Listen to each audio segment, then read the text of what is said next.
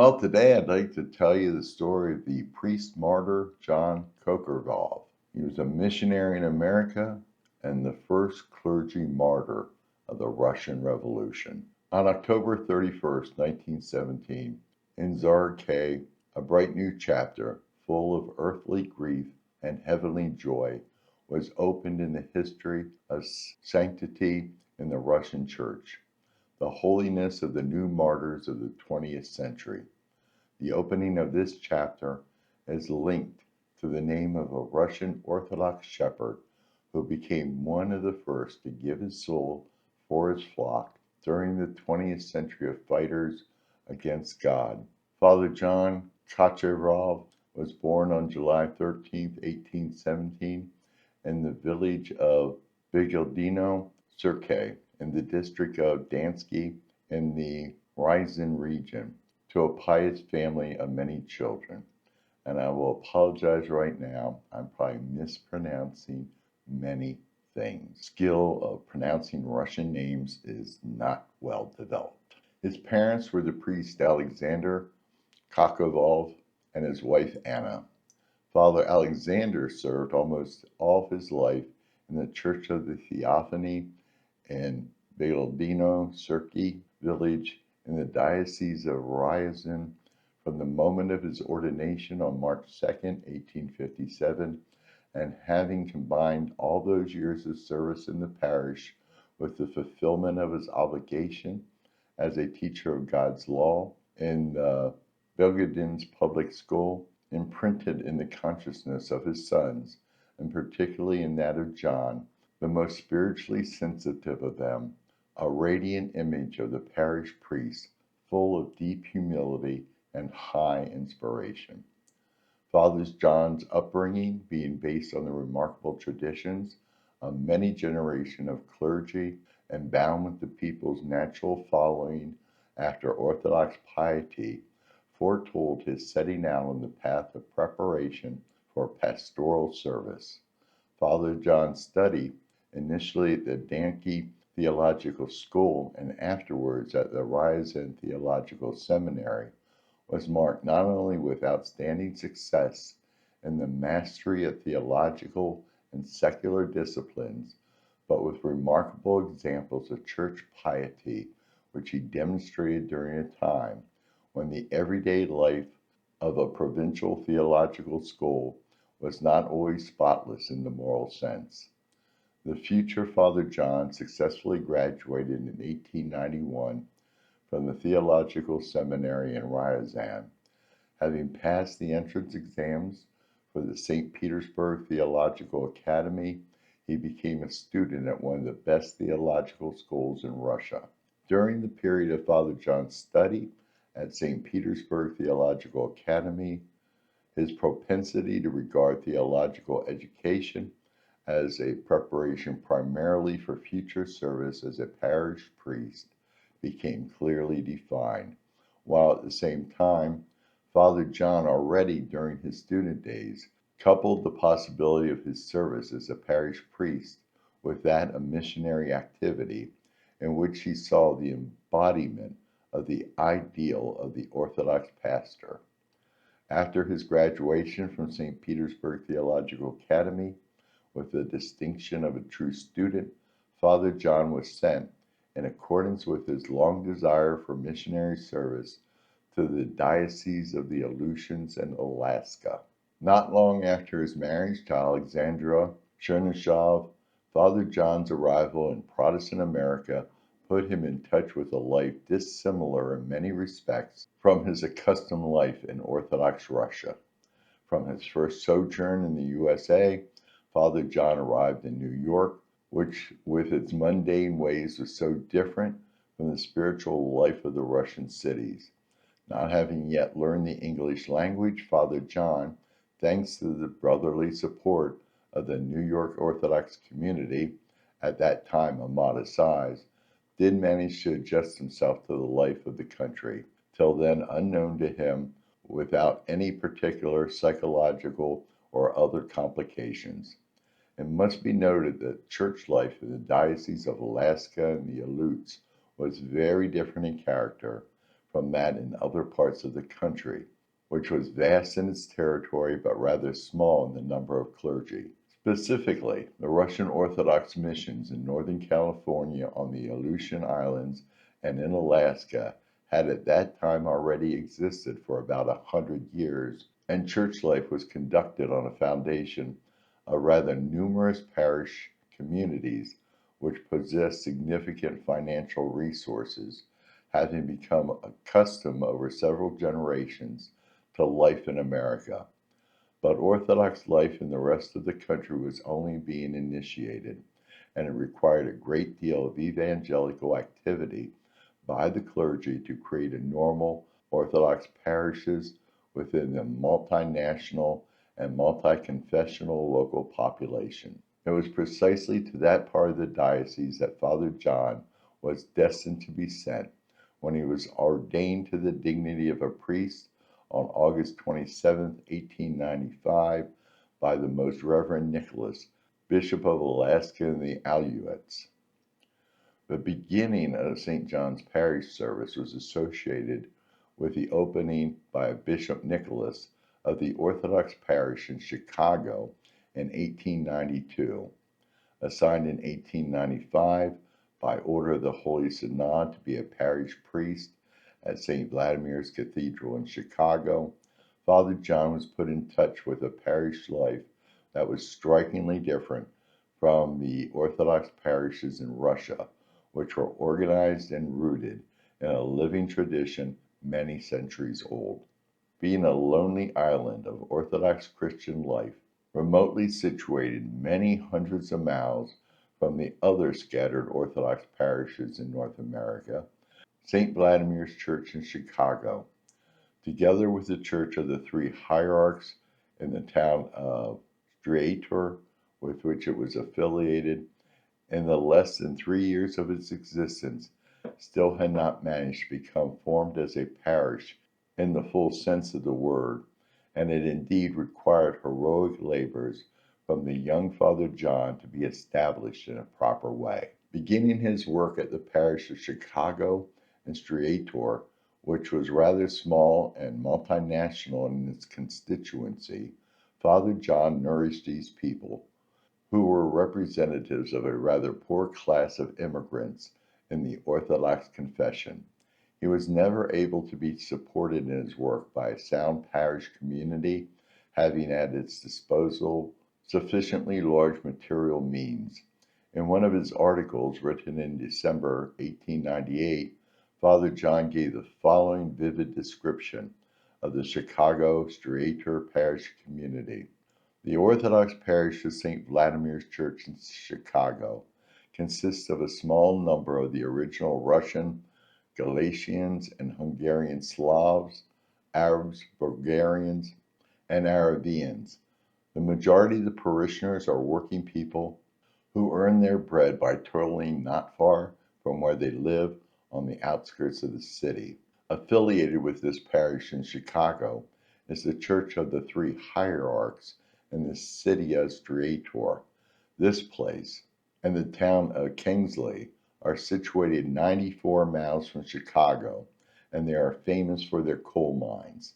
The Orthodox parish there consists of Slovaks who work there, who have been converted from the Unia.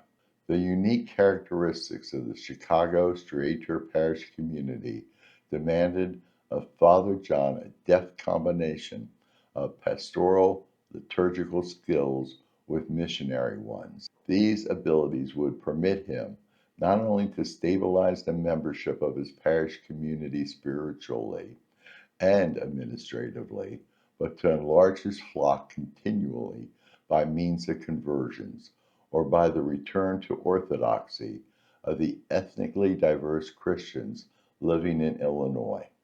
Already during the first 3 years of Father John's parish, 65 Unites and 5 Catholics were added to the Orthodox Church, bringing the number of permanent parishioners up to 215 men in Chicago and 88 in Streator. There were 2 functioning church schools affiliated with the parishes, with more than 20 pupils enrolled in them. The course consisted of Saturday classes during the school year and daily classes during the school vacations. In his work, Father John continued the best traditions of the Russian Orthodox diocese in North America. He organized, in Chicago and Streator, the St. Nicholas and the Three Hierarchs Brotherhoods, which established a goal of setting up a program of social and material mutual aid among the parishioners of Chicago Streator Parish as members of the Orthodox Mutual Aid Society. Father John's abundant labors for building up a healthy, flourishing parish life in the communities entrusted to him did not hinder him fulfilling other important diocesan responsibilities that were laid upon him. So it was that on April 1st, 1897, Father John was appointed to be one of the members of the newly created censorship committee of the Diocese of Alaska and the Aleutians on text in the Russian, Ukrainian, and English languages. And on May 22nd, 1899, Father John was appointed chairman of the board of the Mutual Aid Society by a degree of Tikhon, Bishop of Alaska and the Aleutians, who had recently arrived in the diocese. The various labors of Father John were soon rewarded. After just the first year of his pastoral service, he received the marks of priestly distinction from the Most Reverend Bishop Nicholas. A significant obstacle to the normal functioning of a church liturgical cycle at the Chicago Streator Parish was the condition of the buildings, which were unfit for the purpose. St. Vladimir's Church in Chicago occupied a small part of a rented edifice located in the southwestern part of the city. On the ground floor of the house, the church itself was separated by a wall from the kitchen and a room where an attendant lived. On the first floor, there were several small rooms which were occupied by Father John together with his family and by the church reader. The Church of the Three Hierarchs in Streator employed the lobby of the Russian section of the Chicago World Exhibition. The assignment of Bishop Tikhon, the future Patriarch of Moscow, to the Diocese of Alaska and the Aleutians on 30 November 1898 was especially significant for the resolution of problems of church life in the parish entrusted to Father John. Zealously fulfilling his hierarchical obligations, Bishop Tikhon already during the first months of his leadership of the See managed to visit practically all the Orthodox parishes scattered around the vast territory of the Diocese of Alaska and the Aleutians in an effort to discern the most fundamental needs of the diocesan clergy. Arriving in Chicago for the first time on April 28, 1899, Bishop Tikhon gave his archpastoral blessing to Father John and his flock, and by the next day he had already inspected a plot of land proposed as the site where the new church, so necessary for the parish in Chicago, would be constructed. On April 30th, Bishop Tikhon visited the Three Hierarchs Church in Streator and served the vigil service at St. Vladimir's Church in Chicago. On the following day, after serving the Divine Liturgy, he approved the minutes of the meeting of the committee for the construction of a new church in Chicago, which was chaired by Father John. The limited financial resources of the Chicago Streator Parish, where the people being ministered were primarily poor, did not permit Father John to begin construction immediately. And since more than 5 years had already passed since the time of Father John's arrival in North America, his great desire to visit his beloved Orthodox Russia for at least a brief time prompted him to submit an application to Bishop Tikhon requesting leave for the journey to his motherland. Being above all mindful of the needs of the parish entrusted to him, Father John decided to use the vacation granted to him from January 15th till May 15th, 1900, to collect money in Russia, which would allow the Chicago parish to commence construction of the new church building and of the first Orthodox cemetery in the city, successfully combining his journey to his motherland with significant fundraising for the parish. Father John, soon after his return from leave, embarked on the construction of the church, with Bishop Tikhon arriving on March 31st, 1902, for the ceremony of the laying of its foundation. With true pastoral inspiration combined together with sober, practical record keeping, Father John managed the construction of the new church, which was finished in 1903, requiring a very significant money for that time, $50,000. The consecration of the new temple, which was named in honor of the Holy Trinity, was performed by Bishop Tikhon, and it became a real festivity for the whole of the Russian Orthodox diocese in North America. 2 years later, in greeting Father John on the occasion of his first 10 years of service as a priest in the church, the highest praise went to his careful pastoral labors in the construction of the Holy Trinity Church, which had become one of the most remarkable Orthodox churches in America. The year has been filled with the most vivid of impressions, sometimes agonizing, sometimes good. A year of endlessly trying fundraising in Russia, a year of sleepless nights, worn out nerves, and countless woes. And here is a testimonial of your care, a temple made with hands, in the image of a magnificent Russian Orthodox temple, shining with its crosses in Chicago, and the peace and love not made with hands that are springing up in the hearts of your flock. For his inspiring labors, Father John, thanks to the intercession of Bishop Tikhon, was awarded the Order of St. Anna of the Third Degree on May 16, 1903.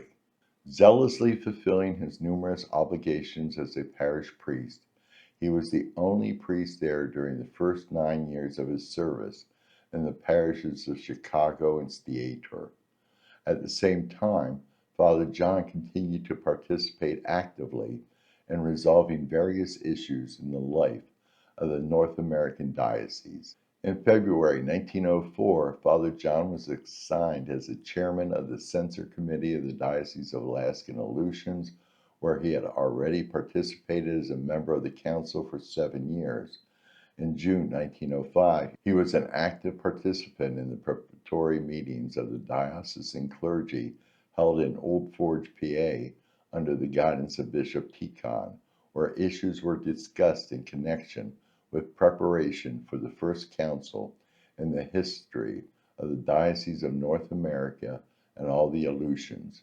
It was a solemn atmosphere of the sessions of this council on July 20th, 1905, that Father John's first decade of priestly service was celebrated, the actual date of the anniversary being August 27th. In St. Michael's Church in Old Forge, before a large group of diocesan clergy presided over by the Most Reverend Raphael, Bishop of Brooklyn, Father John was awarded a gold pectoral cross, and the speeches offered a perspective and thoroughly objective description of the whole period of Father John's pastoral service in North America.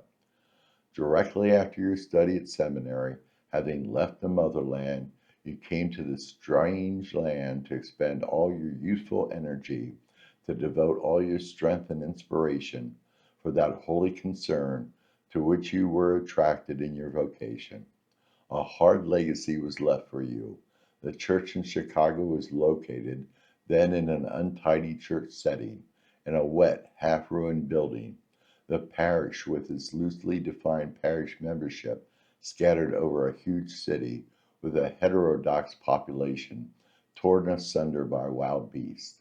All that could fill the soul of a young laborer with great confusion, but you bravely accepted the task of selecting a precious spark from the pile of rubbish to fan the sacred fire into a small group of faithful. You were forgetful of yourself. Calamities, illnesses, the poor location of your house with its ramshackle walls, floors, and cracks that gave open access to the outer elements, with destructive effects on your health and the health of your family members. Your babies were sick, your wife was not quite healthy, and bitter bouts of rheumatism seem to wish to destroy your confidence, to exhaust your energy, we greet you, remembering another of your good deeds, the performance of which is plated as an unfading laurel in the crown of honor of your decade of sacred service. We have in mind here your sacrificial service and the office of chairman of our beloved Mutual Aid Society, and the office of censor to our enlightening missionary publishing house, and in spreading wide our evangelical efforts, organizing the parishes in Madison, Illinois, and Hartstone, Oklahoma. To complete your tribute, let us mention another circumstance which magnifies the value of your labor and the grandeur of its results. The remoteness of your parish in Chicago has torn you from your bonds with your colleagues in America, depriving you during these years of a chance to see your brother pastors. You were bereft of that which for the majority of us adorns the missionary service through which we pass. How touching and how great a degree of isolation was yours! It's witnessed by the fact that you had to baptize your children yourself because of the absence of other priests around you. Let this holy cross we present serve you as a sign of our brotherly love, and the image of our Lord's crucifixion on it permit you to accept the hardships, misfortunes, and sufferings that are so often met with in the life of a missionary priest, and let it encourage you to more and more labors for the glory of the giver of exploits and the chief shepherd, our Lord Jesus Christ. Less than a year after the celebration of the 10th anniversary of Father John's priestly service, he was granted by the highest church authority one of the most honorable priestly orders, which deservedly crowned his genuine exploits in the diocese of North America and the Aleutians.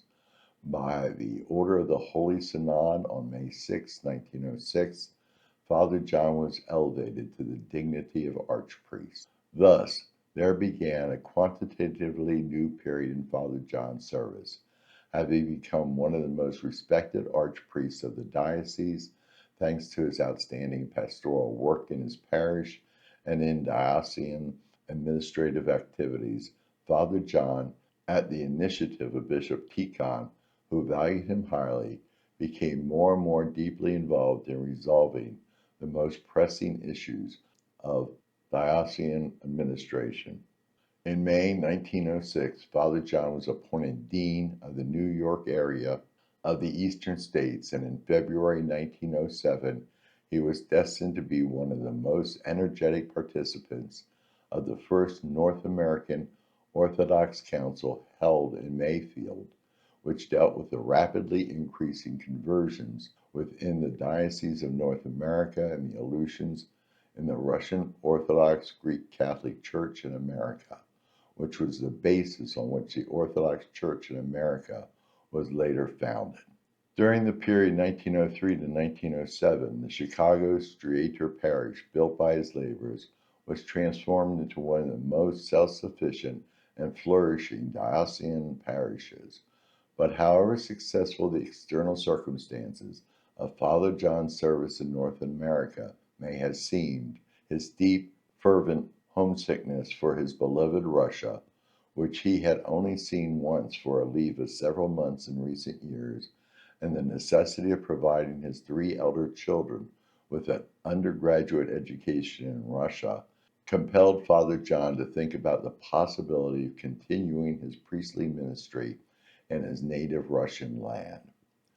A rather significant circumstance furthering Father John's submission of an application for transfer back to Russia was the insistent request of his elderly and seriously ailing father-in-law, who was a clergyman of the Diocese of St. Petersburg, who had dreamt of handing over his parish to the guidance of such a deserving priest as St. John had shown himself to be. In accordance with his application, Father John received on May 20, 1907, a release from his service in the Diocese of North America and the Aleutians, whereupon he began preparing himself for his move back to Russia. The week before their departure, however, Father John and his family had to bear some sudden startling news from Russia. Matuska, Alexandria's beloved parent, had succumbed in advance to their return. In July 1907, leaving the Chicago Streator parish, which was so dear to his heart, and where he had given 12 years of missionary service, Father John set out for the unknown future that awaited him in his motherland, where he would spend the rest of his priestly service from there forth. Father John's return to Russia in the summer of 1907 signified for him not only the beginning of his service in the Diocese of St. Petersburg, familiar to him from his student years, but it challenged him with the need to apply the pastoral skill he had earlier acquired in America in the field of theological education.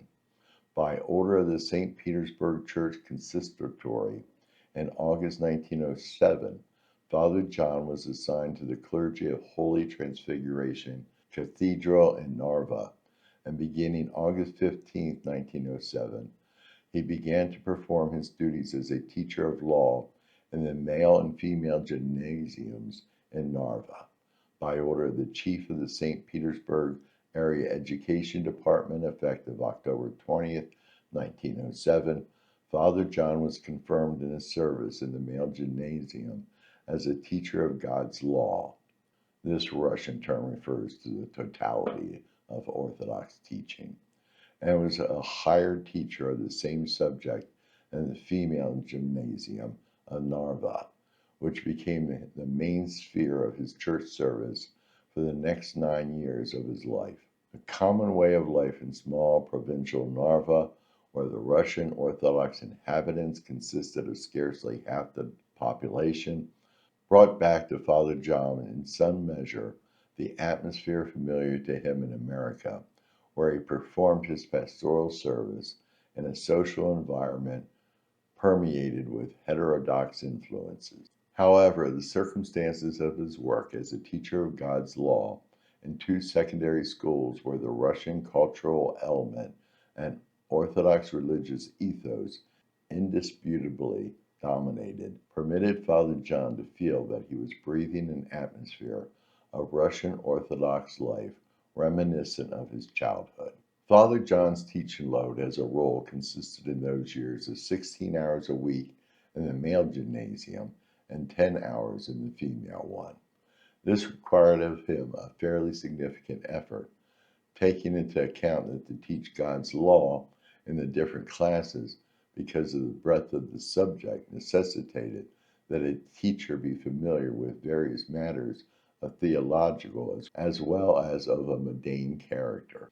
However, insomuch as the 12 years of his labor in Chicago's Streator parish had transformed Father John from an inexperienced beginner into one of the most authoritative pastors in the diocese, his 9 year service of teaching God's law, not marked by any spectacular events, but filled with concentrated work in imparting spiritual enlightenment, was one in which Father John became a most conscientious practical church teacher and learned Orthodox preacher.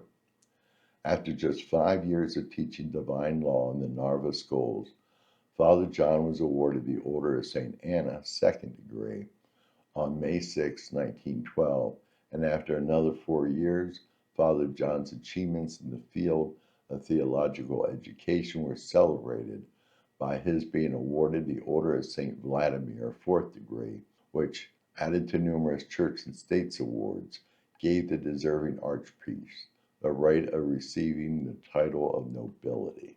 The manifest successes of St. John and his activities as a teacher during all these years were supplemented by his joy at the fact that all of his 4 elder sons, while studying in Narva Gymnasium, had the opportunity to receive their spiritual upbringing under his immediate guidance.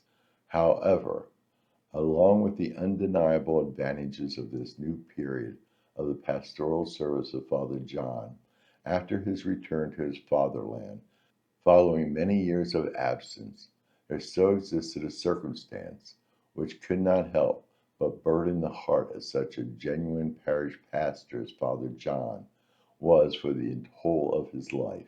being only attached to the Holy Transfiguration Cathedral in Narva and not being a member of its staff clergy, Father John, because of the peculiarity of this situation, on account of his fulfilling his duties as a teacher of God's law at the gymnasium, was deprived not only the chance to lead, but even to participate fully in the parish life of Holy Transfiguration Cathedral in Narva.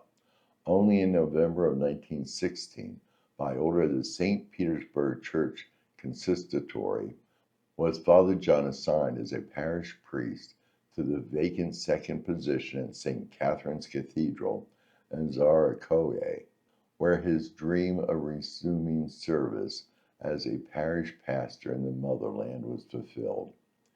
Taraskoe, which had become a remarkable incarnation of a whole epoch in the history of Roman culture, happily combined in itself the qualities of a quiet provincial town with those of a resplendent capital of St. Petersburg.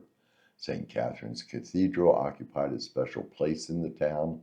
Of the parish churches there, which were predominantly parishes of the imperial court and the military, it was the largest, and becoming a member of the clergy at St. Catherine's Cathedral and taking up residence there together with his Matuska and 5 children. The oldest son, Vladimir, was at the time fulfilling his military service. Father John received at last his longed-for chance to be immersed fully in the life of a parish priest in one of the most notable churches of the St. Petersburg diocese. Having been warmly and respectfully received by the flock of St. Catherine's, Father John, from the first months of his service there, showed himself to be a zealous and inspiring, not only as a celebrant of the divine services, but also as an eloquent and well-informed preacher who gathered under the eaves of St. Catherine's Cathedral Orthodox Christians from all around the town. It seemed that so successful a beginning of parish service at St. Catherine's Cathedral would open for St. John a new period in his priestly service. In this period, Father John's pastoral inspiration and sacrificial demeanor, so characteristic of him in his former activity, might be combined with the daily routine of the outward conditions of his service and with the spiritual and harmonious personal relationships between a diligent pastor and his numerous pious flock. But the cataclysms of the February Revolution that burst out in Petrograd just 3 months after Father John's assignment to St. Catherine's began little by little to involve Zarkoye in the treacherous vortex of revolutionary effects. The soldiers' riots that had taken place in the military headquarters at Zarkoye already during the first days of the revolution, and the imprisonment of the royal family at Alexandrovsky Palace over the period of many months, brought the town to the attentions of representatives by the most extreme revolutionary elements. These circles had propelled the country towards the path of civil war and eventually complete internal political division, the beginnings of which lay in Russia's participation in the bloodshed of World War I. These developments gradually changed the quiet atmosphere of Zarskoye, diverting the inhabitants' attention from the conscientious fulfillment day by day of their Christian civil responsibilities to church and fatherland.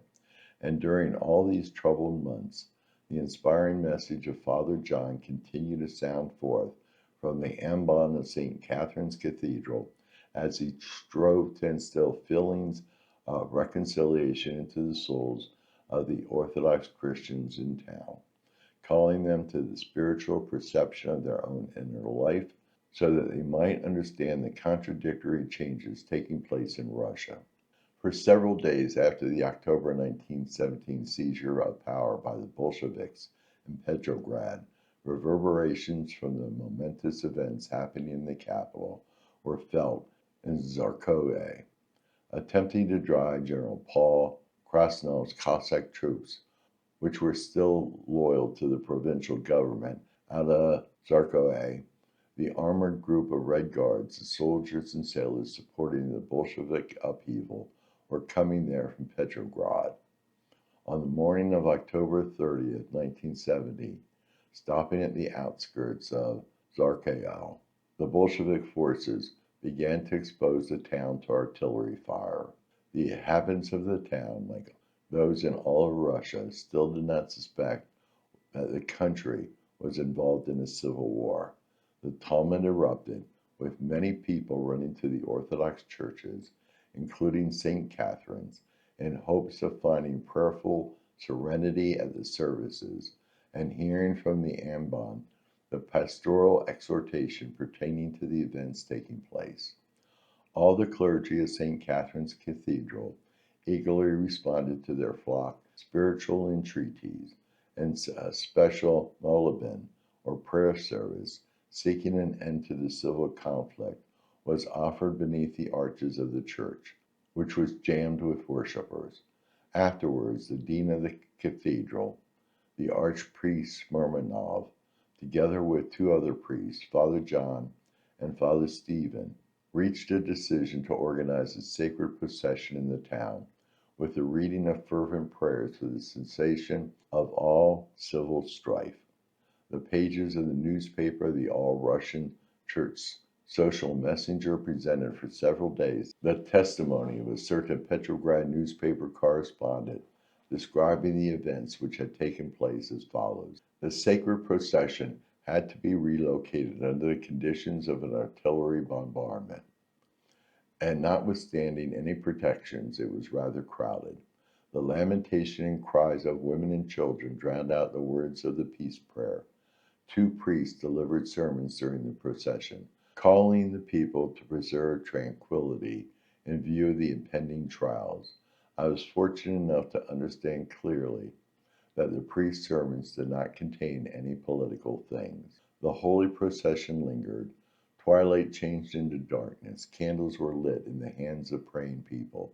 Everybody was singing. Precisely at that time, the Cossacks were withdrawing from the town. The priests were warned about it. Isn't it time to stop the prayers? We shall carry our duties to completion, they declared.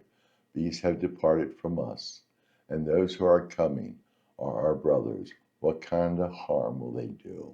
Wishing to prevent an outbreak of fighting in the streets of the town, the Cossack leadership began to withdraw troops from the town on the evening of October 30th, and on the morning of the 31st, the Bolshevik forces entered the town, encountering no opposition. One of the anonymous witnesses to the aftermath of these tragic events wrote a letter to the prominent St. Petersburg archpriest, Father Ornatsky, who himself was destined to receive martyrship at the hands of the godless authorities. The writers told in simple but profound words the passion-bearing that became the destiny of Father John. Yesterday, on October 31st, he wrote, when the Bolsheviks, together with the Red Guard, entered town, they began to make the rounds of the apartments of military officers making arrests. Father John was conveyed to the outskirts of the town to St. Theodore's Cathedral, and there they assassinated him because of the fact that those who organized the sacred procession had allegedly been praying for a victory by the Cossacks, which surely was not and could not have been what actually happened. The other clergymen were released yesterday evening. Thus, there has appeared another martyr for the faith in Christ. The deceased, though he had not been in town for long, had gained the utmost love of all, and many people used to gather to listen to his preaching. The Petrograd journalist mentioned earlier reconstructed a terrifying picture of Father John's martyrdom and its aftermath, ascertaining these details. The priests were captured and sent to the headquarters of the Council of the Working and Soldiers' Deputies. A priest, Father John Kochurov, was trying to protest and clarify the situation. He was hit several times on his face. With cheers and yelling, the enraged mob conveyed him to the town airdrome. Several rifles were raised against the defenseless pastor. A shot thundered out, then another, after which the priest fell down on the ground, and blood spilled upon his cassock. Death did not come to him immediately. He was pulled by his hair, and somebody suggested, "Finish him off like a dog." The next morning, the body was brought into the former palace hospital. According to the newspaper, The People's Affair, the head of the State Duma, together with one of its members, saw the body of the priest, but the pectoral cross was already gone from his breast. This later circumstance, accompanying Father John's martyrdom, as mentioned by the reporter, takes on a particular spiritual significance when viewed against the background of some words spoken by Father John 12 years before his death, which proved to be prophetic. In faraway America, when he received his gold pectoral cross at the ceremony marking the 10th anniversary of his priestly service, he said with emphasis, "I kiss this holy cross, a gift of your brotherly love for me. Let it be my support in times of tribulation. I will utter no pathetic comments about my intention not to be separated from it even till my grave. That would have a grandiloquent sound, but would not be prudent. It does not have any place in a grave. Let it remain here on earth for my children and posterity as a family holy relic, and as a clear proof that brotherhood and friendship are the most sacred things on earth." In this manner did Father John express his gratitude towards his colleagues and his flock, not suspecting that this very prayer about the brotherhood and friendship would descend on the Russian Orthodox people at a time when love and clemency were scarce in long-suffering Russia, provoking a pitiless hatred towards him from the side of the apostates, who deprived him of his earthly life and snatched away the pectoral cross from his chest, but were not able to rob him of the imperishable glory of Orthodox martyrdom. At the beginning of November 1917, the Bolshevik power could not yet secure unfettered control even over the suburbs of Petrograd, and terror on a state level had not yet become an unavoidable part of Russian life.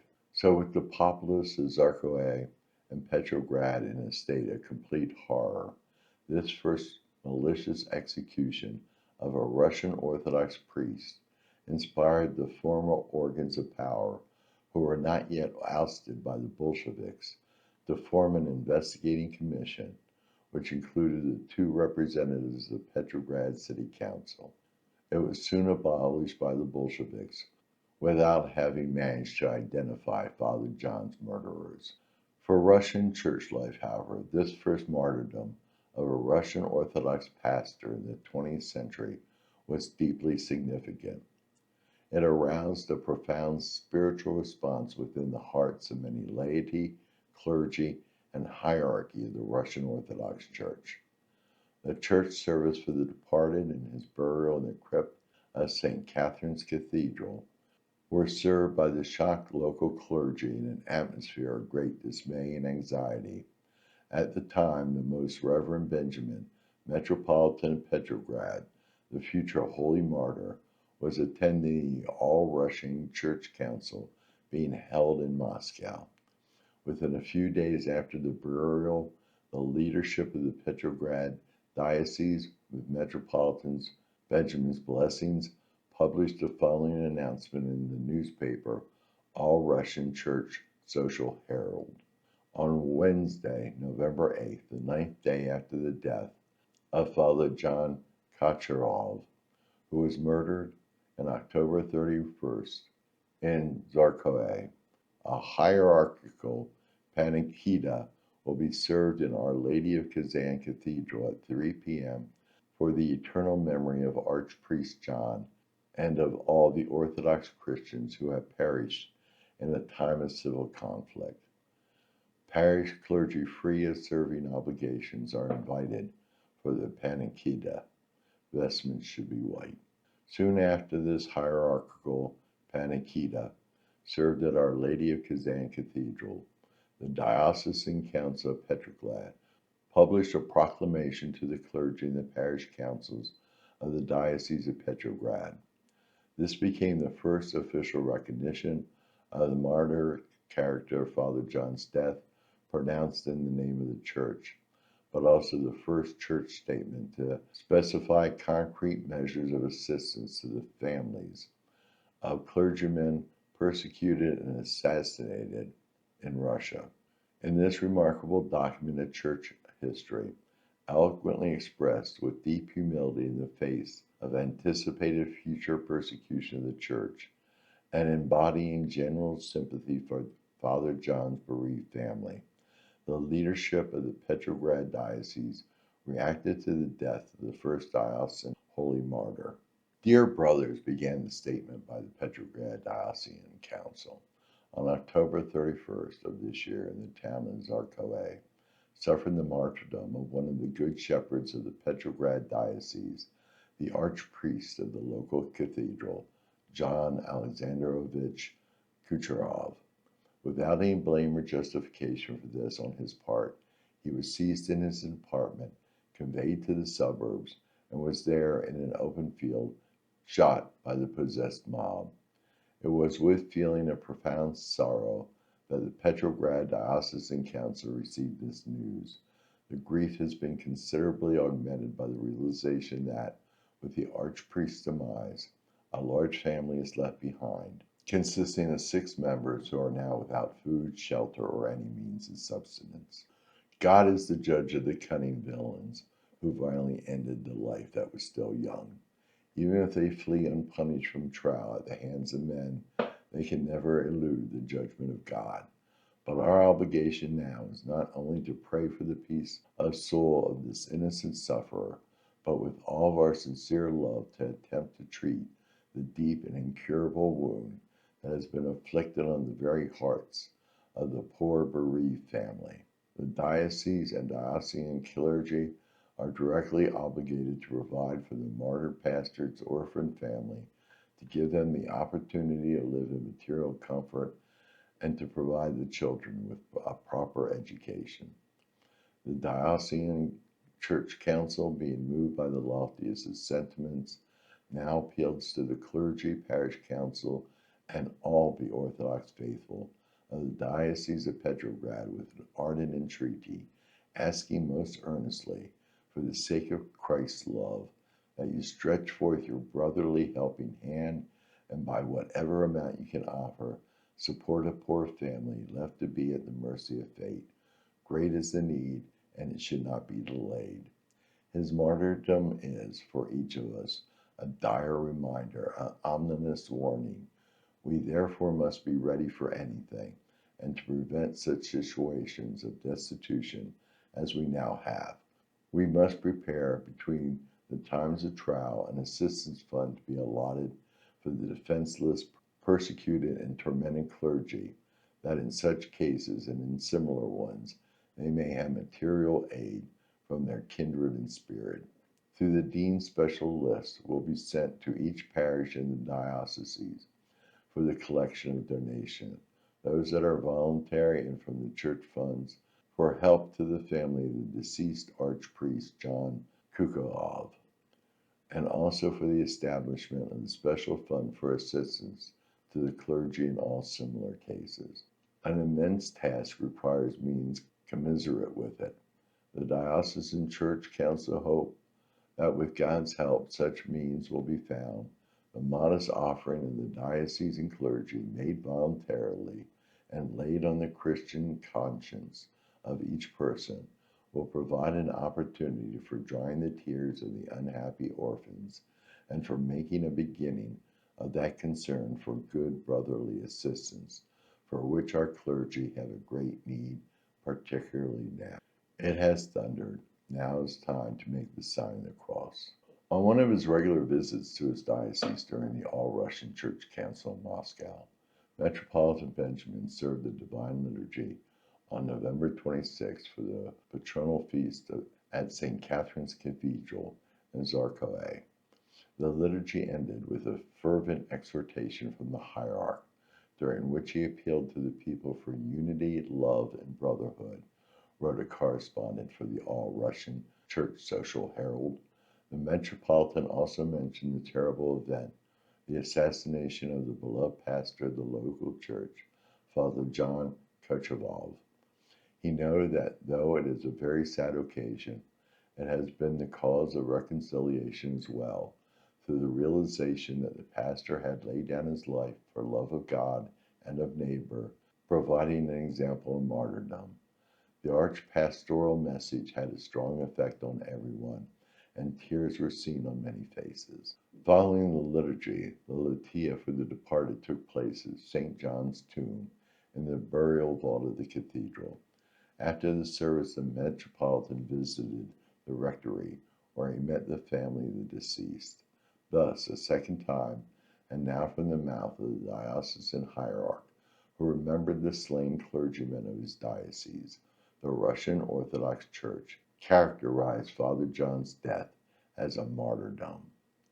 The All-Russian Church Council was just then taking place in Moscow, and this death had deeply touched the hearts of the delegates, arousing loud lamentation.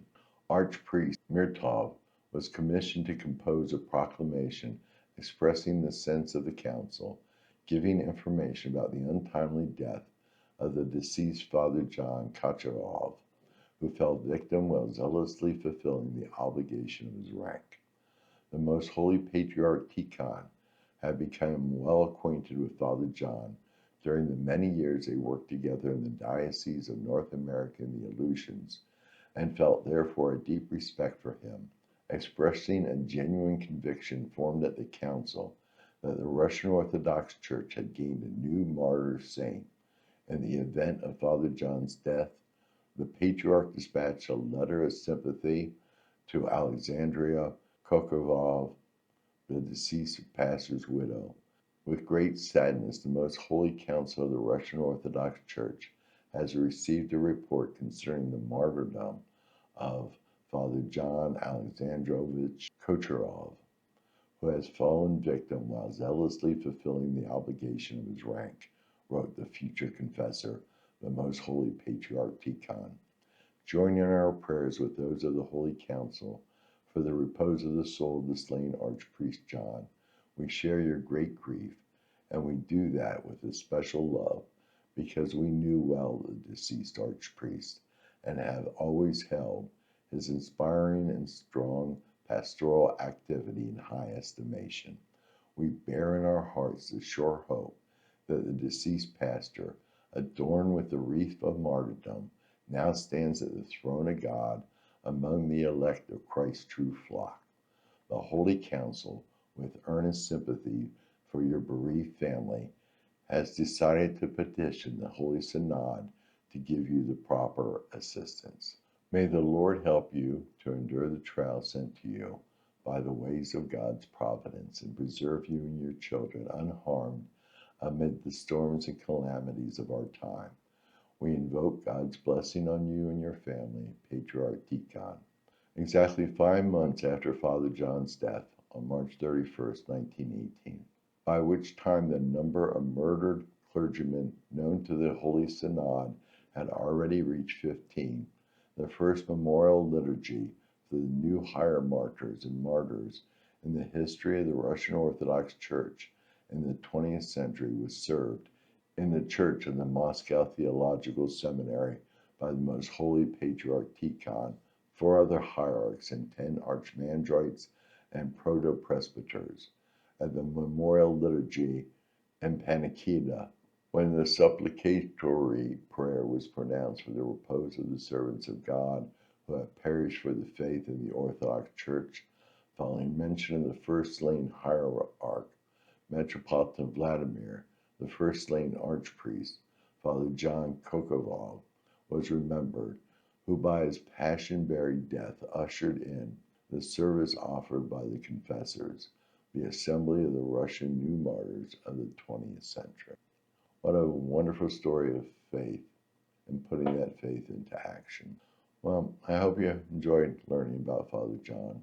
There are 2 Troparion for him and 2 Kontakion that I'll put in the video description down below. And if you enjoyed this, I'm trying to do a video for each of the martyrs of North America.